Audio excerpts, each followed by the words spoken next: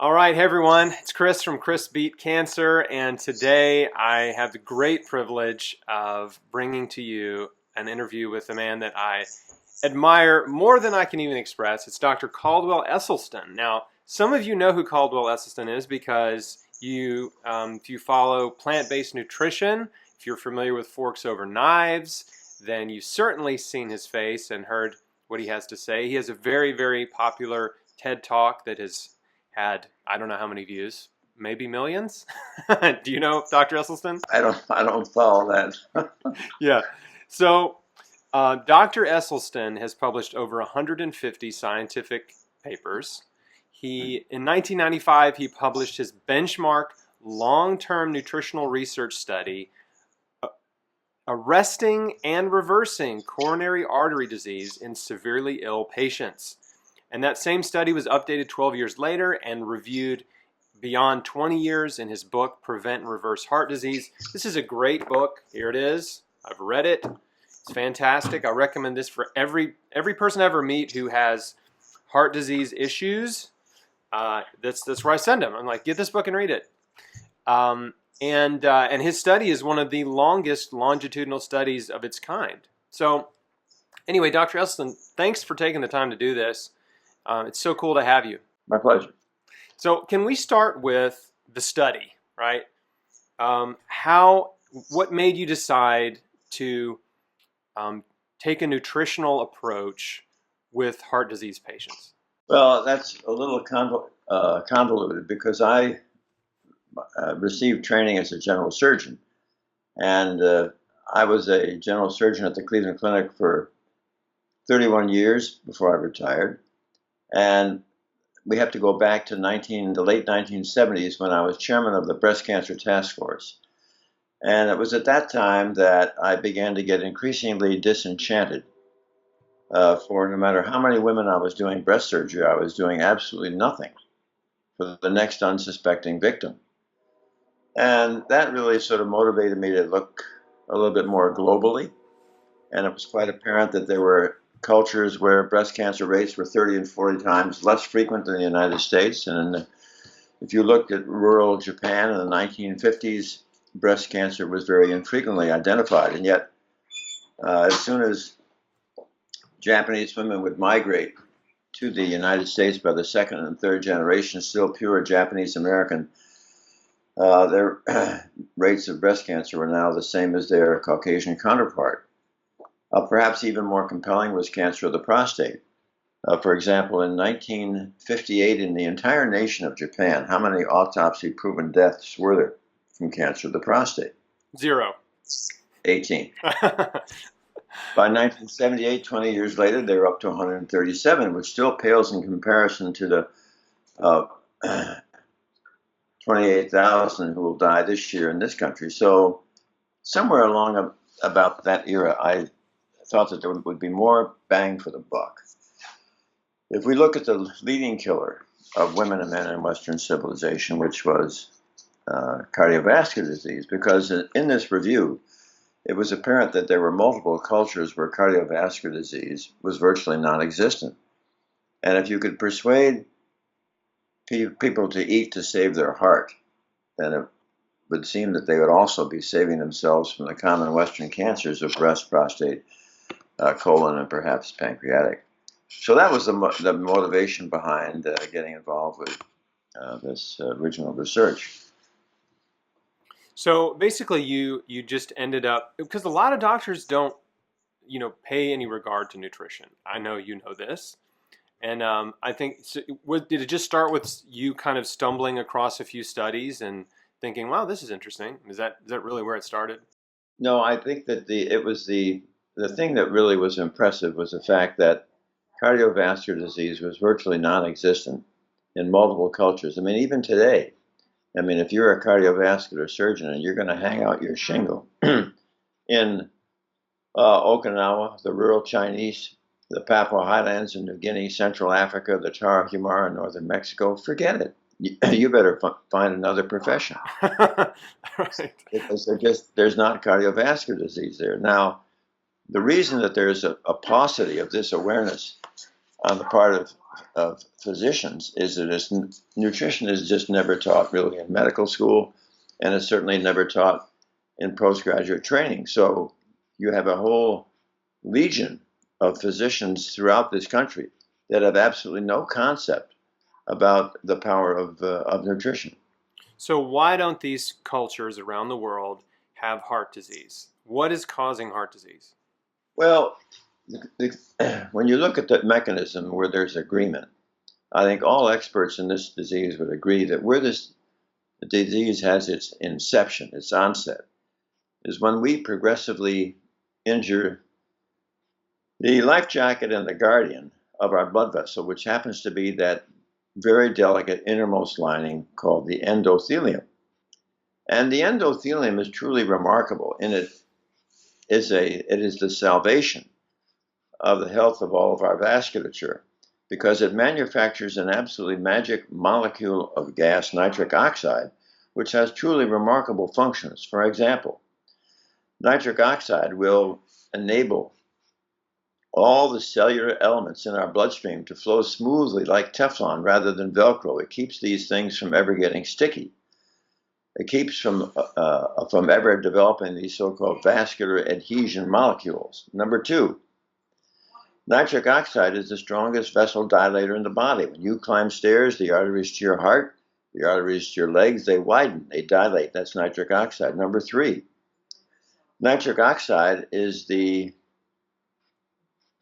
element that really prevents the wall of the artery from becoming thickened, stiff, or inflamed, protects us from high blood pressure and hypertension. Number four, and this is absolutely key, a safe and adequate amount of nitric oxide protects us from ever developing blockages or plaques. So literally, everybody on the planet who has cardiovascular disease, whether it's to their head, to their heart, to their intestines, to their legs, it's caused by what? They do not have enough nitric oxide to protect themselves from developing these blockages. Now, the nice thing about this is it's not a malignancy. The endothelial cell has been progressively injured and compromised by the so-called Western diet. And so what are the components of the Western diet that are injuring our endothelium? Well, the ones that I'm very insistent on for our patients who have cardiovascular disease, uh, they have an endothelial cell population that has been so beaten down, they have their vascular disease. And what are the foods that do this? They are any oil: olive oil, corn oil, soybean oil, safflower oil, sunflower oil, coconut oil, palm oil, oil on a cracker, oil on a piece of bread. Oil injures endothelial cells, as does anything with a mother or a face: meat, fish, chicken, fowl, turkey, and anything that's dairy: milk, cream, butter, cheese, ice cream, and yogurt.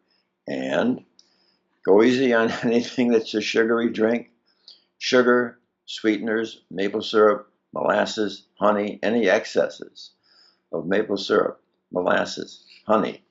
And I don't like coffee with caffeine.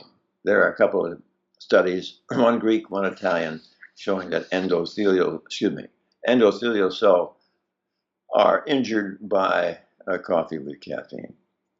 Well, I'll tell you what what the foods are we want these patients to eat. All those marvelous whole grains for your cereal, Okay. bread, and pasta. 101 different types of legumes, beans, lentils, and all those marvelous vegetables: sweet potatoes, white potatoes, red, yellow, and green leafy vegetables, and some fruit. And what you're doing is you're transitioning from one pile of delicious food that is absolutely destroying you and another pile of delicious food that enhances your health. So in our culture, are today we're being bombarded with information from people telling us that the healthiest diet is a diet that is low in carbohydrates and high in animal protein and fat. And what is your opinion on this? Well, that's just what I say it is. In other words, there's no science. There is just no science. Show me a study where you can take pork, bacon, cheese, and ice cream to a group of people who are seriously ill with cardiovascular disease and show that you can stop it and reverse it. That study has never been done. No, it's just crazy out there. You never listen to really the book. You always go for the science. Where have the authors of those actually gone to the hard science that shows and achieved what I just talked to you about?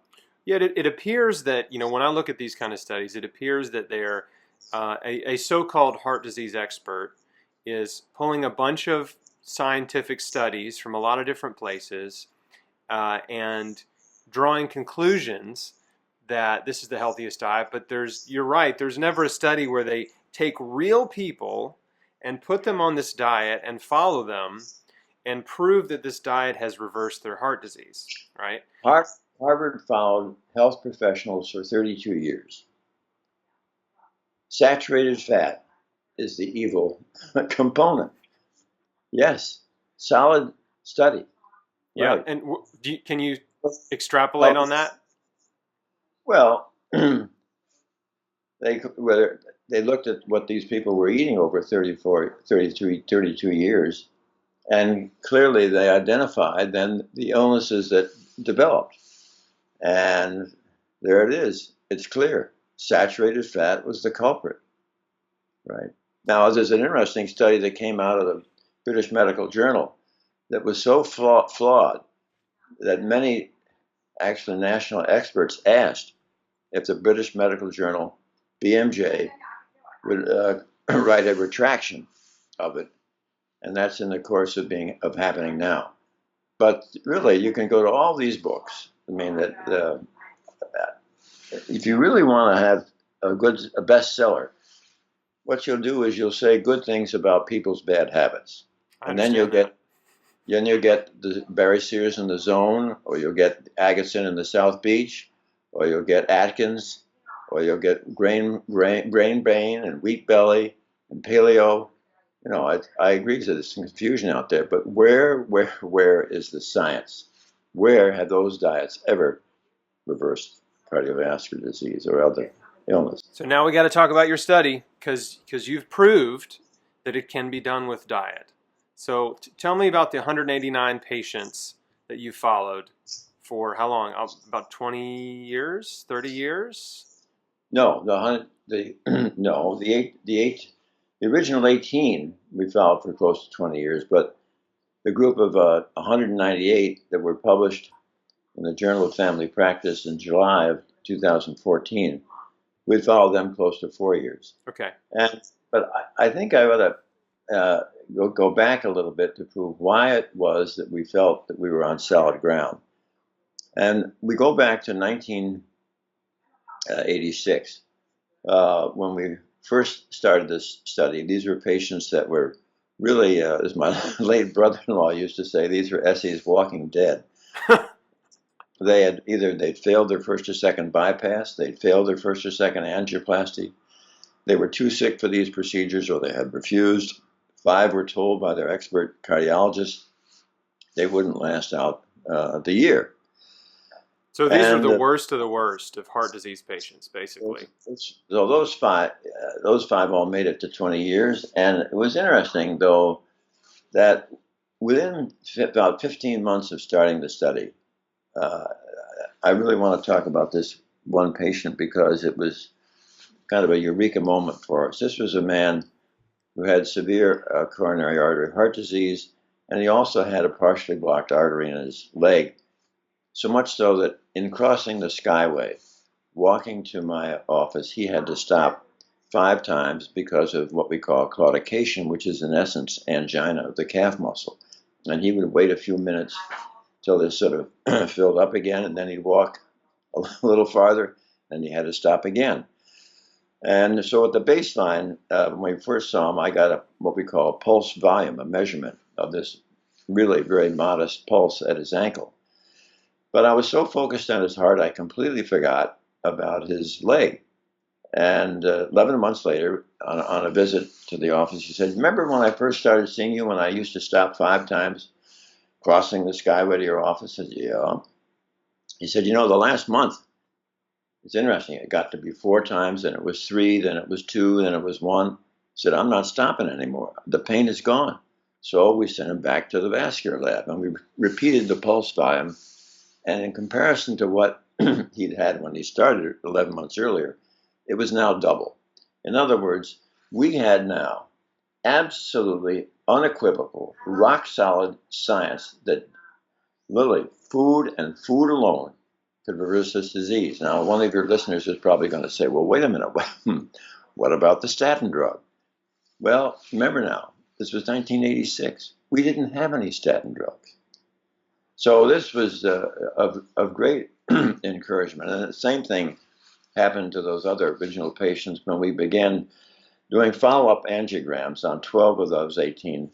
4 of them had dramatic evidence of disease reversal on angiogram. Now, these angiograms were all reviewed in triplicate in the Cleveland Clinic Angiography Core Laboratory by senior medical technicians that do this all day long for national medical trials. So we knew that we had something that was absolutely accurate. And it was very exciting to think that in this group that were really severely riddled with vascular disease, we could see, even at a late stage, some dramatic, not only halting of the disease, but reversal of the disease. And that's why we went ahead with this subsequent group, because we were so severely, excuse me, severely criticized because the study was small, and the question was, can you ever do this again with a larger group, and could the results be the same? So that's why we repeated this other group, this time with 200 patients. 2 were lost to follow-up. That left us with 198. And of those 198, 177 were adherent to our program. And, you know, this has been the big challenge for most people who will criticize us, because they say, how can you get patients to make this kind of lifestyle change? And I think there are several things that are, I think, operative here. One is that these patients, if they have a diagnosis of cardiovascular disease, you already have a leg up in terms of their motivation. Because with their disease, many of these people are told that, you know, it's due to their genes or due to their stress. And that's really left them wondering, how in the world can they ever really change this? And unfortunately, that's a lot of misinformation, because as far as I'm concerned, coronary artery disease is nothing more than a toothless paper tiger that need never, ever exist. And if it does exist, it need never, ever progress. This is a completely benign foodborne illness. We prove this time and again with persons who are members of family where no male has lived beyond the age of 50 or 55. Well, all of those males who were eating the typical Western diet. So if you're going to get compliance with somebody who is already has vascular disease, you've got their interest. And then I think the thing is, if you're going to do a lifestyle change, you've got to show a patient respect. And the only way that I know to truly show a patient respect is to give them my time. So if you expect, in the present paradigm in which medicine is practiced with a 10 or 15-minute office visit, and you're going to, at the end of the office visit, give them 4 or 5 minutes on nutrition, you're blowing smoke. That isn't going to happen. Behavioral change requires really a lot more than that. So in our present format, we usually limit it to 10 or 12 patients, always with their spouse or significant other who is in attendance with them. You must do that.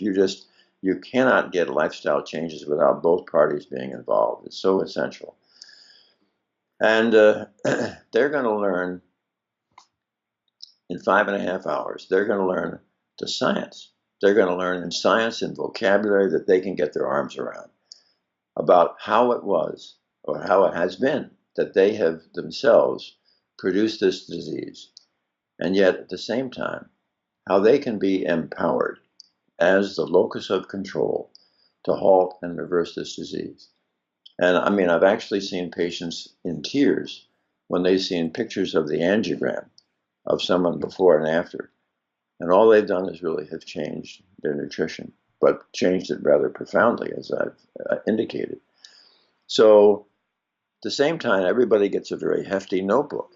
And in that notebook is going to be a copy of every PowerPoint slide that I used during the seminar, several of our scientific articles, a 44-page handout with many additional recipes that add to the 240, which are in the 2 books that we provide.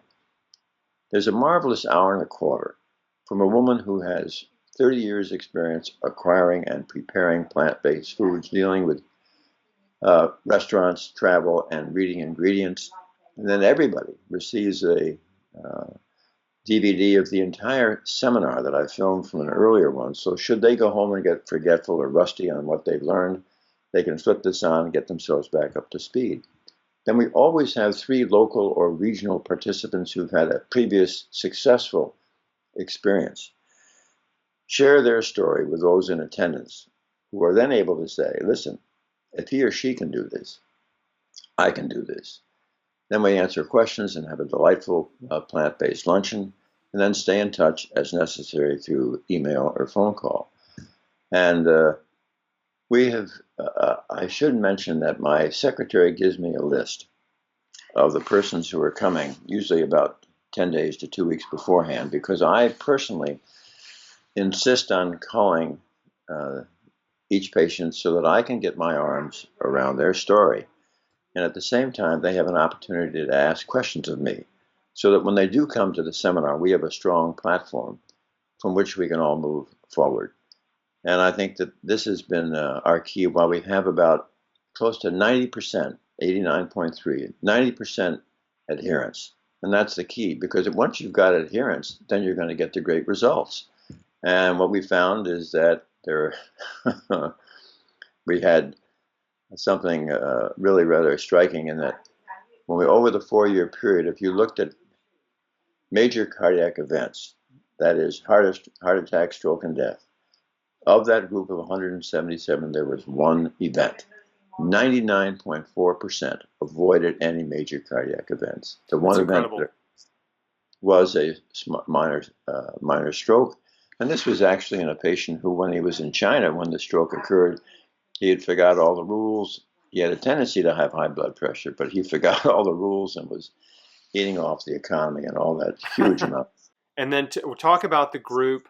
So there were 21 people who did not stick to the diet, right? They didn't follow your diet. And what happened in that group? 62% of those had a recurrence. Had either a heart attack or stroke? Heart attack, stroke, need for bypass operations, etc. Yeah, progressive disease. I mean, I don't know if you guys watching or listening are catching this, but over 99% of the patients that followed his protocols, 177 people, followed this diet and lifestyle protocol. Only one of them had another, heart attack or stroke or whatever. And of the 21 people that didn't listen to his advice and went back to their old diets or whatever, 62% of them, which is 13 of those people, had some kind of significant cardiac event. I mean, that is really phenomenal. You must be so proud of that, Dr. Esselstyn. Well, I'm proud of the patients. I mean, the nice thing is, look, I'm really nothing more than a cheerleader trying to show them how to do this. But I'm afraid I'm known as a little bit like a taskmaster, although I'm told I'm not as mean as I look. And you've been following this diet personally, you and your wife, for how long? Since 1984, 32 years. 32 years. And I could summarize it in it's a 100% plant-based diet that's very low in fat and no oils. Is that correct? Well, I think it's a mistake to try to label it with, low fat, high fat, medium fat. What it is, it's what we call, I think the best way to describe it is a whole food plant-based nutrition. Mm-hmm.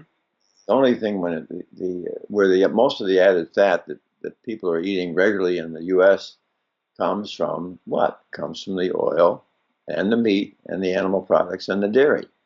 And that's gone. That's gone. And so it's whole food, plant-based nutrition. Eating food has grown. When your food has this much fiber in it, this is what makes it so healthy and protective. Okay, let me ask you about cholesterol. There's a lot of cholesterol debate. I have someone close to me that was recently diagnosed with high cholesterol, about 220.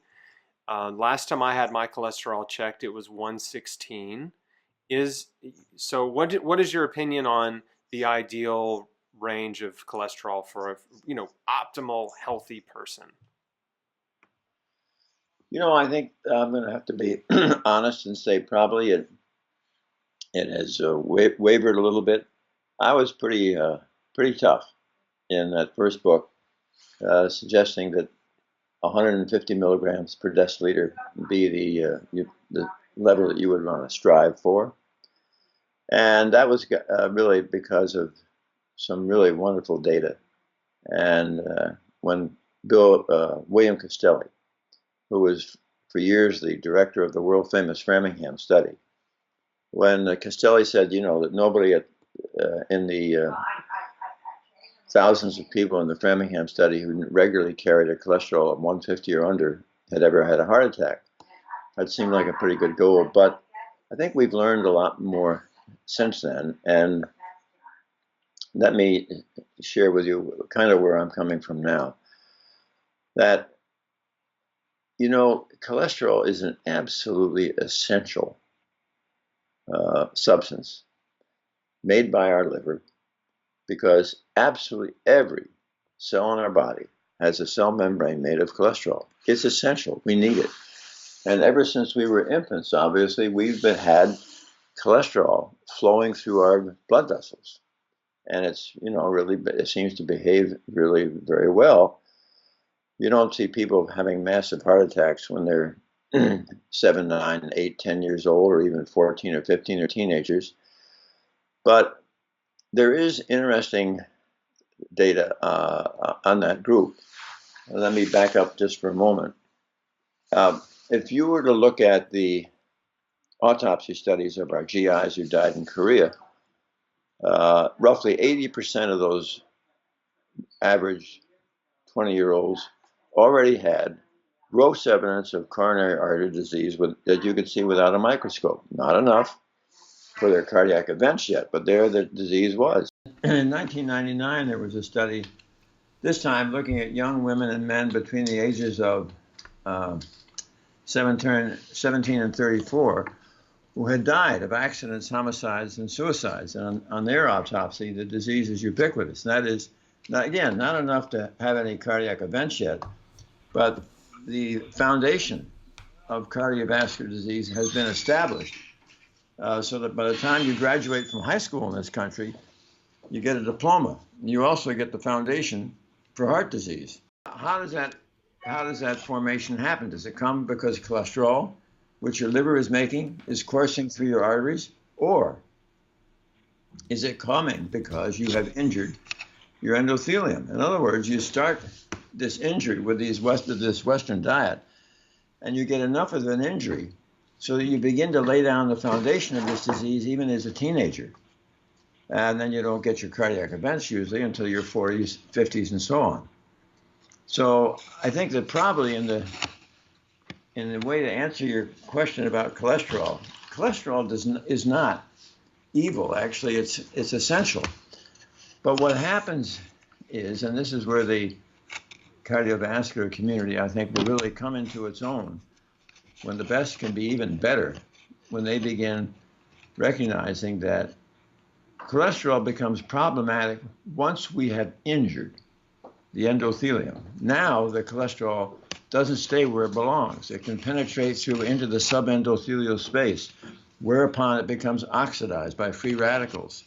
And then nature doesn't like these small, hard, dense LDL particles, so it calls upon the SWAT team, which are our white cells. They go into the subendothelial space and create this reserve of oxidative inflammation that gets to the point where we begin making these cells called foam cells. Foam cells are part of the aggregate of oxidative inflammation that occurs in the wall of the artery once the cholesterol gains entry through injury to the endothelium.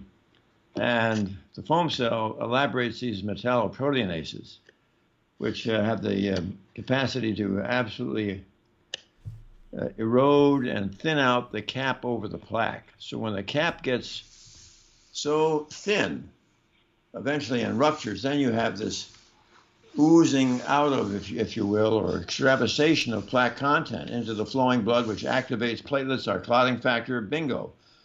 Now we start to form a clot where that rupture had occurred, and then the clot is in and of itself self-propagating. So now in a matter of minutes, you go from an artery that was blocked by no more than 35%, giving no symptoms. You don't get symptoms till you're 75% blocked. Now it's 100% blocked. And all the downstream heart muscle is deprived of oxygen and nutrients, starts to die. That's your classic heart attack. But the exciting thing is that if I do my job correctly today, everybody who's tuned in and their friends and family will learn how to absolutely reverse this entire cascade of events that we've been talking about. And you're not going to do it with a pill. You're not going to do it with a procedure. You're not going to do it with an operation, because you're going to do it when you change your biochemistry profoundly. How you do that?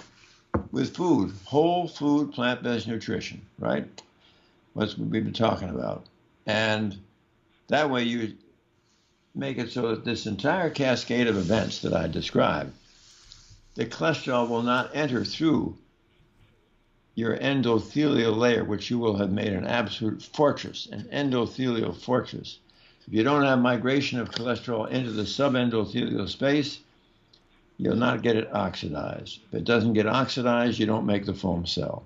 If you don't make the foam cell, then you don't make the metalloproteinases that thin out the cap. As a matter of fact, instead of thinning out the cap over your plaque, you will strengthen the cap over the plaque, and you will shrink the plaque.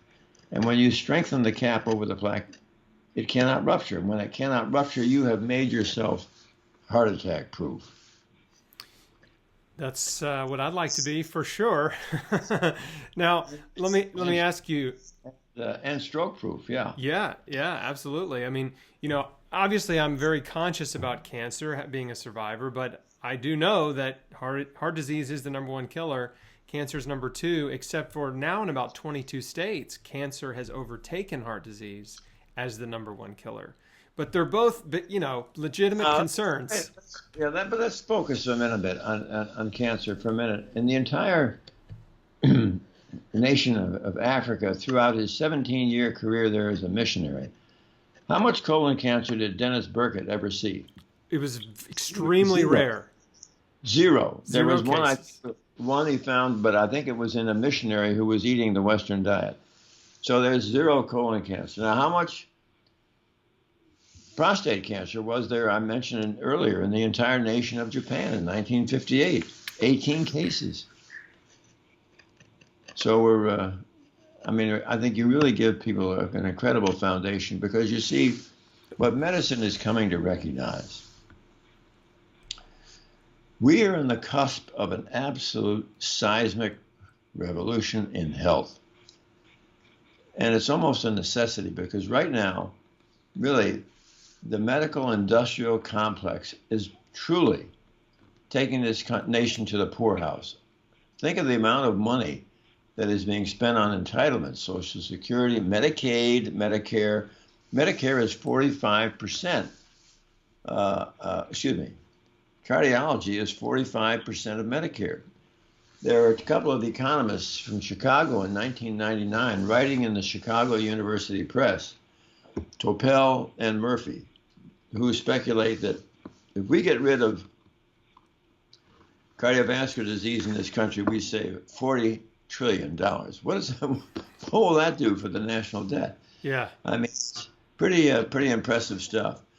So the seismic revolution is never going to come about from this pill, procedure, or an operation, but it will come about When we show the public, and we have the will and the grit and the determination to share with the public what is the lifestyle and most specifically the nutritional literacy that will empower individuals to absolutely annihilate 75% of chronic illness. Heart disease, many of the cancers, Crohn's disease, ulcerative colitis, rheumatoid arthritis, lupus, multiple sclerosis, Type 2 diabetes. Allergies, asthma, and the list goes on. I mean, it's just very important. We've never had anything like this. And what is it? There are no horrible side effects. There's no ridiculous expense. There's no Farmageddon. Right. Right. I love it. I love it. Okay, I got a couple fun questions for you before we wrap up. The first one is, if you were stranded on a deserted island, and you only had one food to eat besides water, what would it be? Beans. Beans. Okay. Great answer. Love it. And the second question is, if you had to eat the same 3 meals every day for the rest of your life, what would they be? Breakfast, lunch, and dinner. Beans, corn, and squash. Just one food group per meal? What's that? So is that one food group per meal? Or like what would your favorite breakfast, lunch, and dinner look like? Vary the preparation, because you see the Tarahumara Indians in northern Mexico, when they've been carefully studied by physicians like Bill Connor, there's no obesity, there's no hypertension, there's no food deficit. What do they eat? The 3 sisters: beans, corn, and squash. Thank you so much for your time. I really appreciate you doing this interview, and I'm really excited to get it out there. And where can people find you? Cleveland Clinic Wellness Institute, where I direct the Cardiovascular Disease Prevention and Reversal Program. And the email is, no, they can go to my website, dresselstyn.com. Awesome. I'll put links, everybody, to Dr. Esselstyn's website, of course, to his book, Prevent and Reverse Heart Disease, fantastic book, and some of the studies that we talked about in this interview, and some of the legendary doctors and researchers that are the reason that this information exists, right? So, again, thank you so much, Dr. Esselstyn. We're always standing on the shoulders of those who've gone before us. Yes. Thank you. You bet. Thanks for watching, everybody.